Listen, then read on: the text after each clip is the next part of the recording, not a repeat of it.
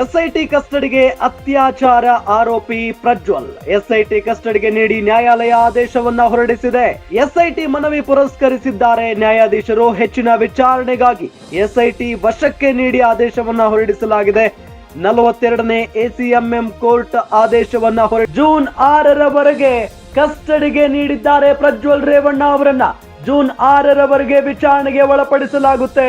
ಪ್ರಜ್ವಲ್ ರೇವಣ್ಣ ಅವರನ್ನ ಎಸ್ಐಟಿ ಅಧಿಕಾರಿಗಳು 15 ದಿನಗಳ ಕಾಲ ಮನವಿಯನ್ನ ಮಾಡಿಕೊಂಡಿದ್ರು, ವಿಚಾರಣೆಗೆ ಕೊಡಬೇಕು ಕಸ್ಟಡಿಗೆ ಅಂತ ಹೇಳಿ. ಆದ್ರೆ ನ್ಯಾಯಾಧೀಶರು 6 ದಿನಗಳ ಕಾಲ ಇಲ್ಲಿ ಕಸ್ಟಡಿಗೆ ಕೊಟ್ಟು ಆದೇಶವನ್ನ ಹೊರಡಿಸಿದ್ದಾರೆ.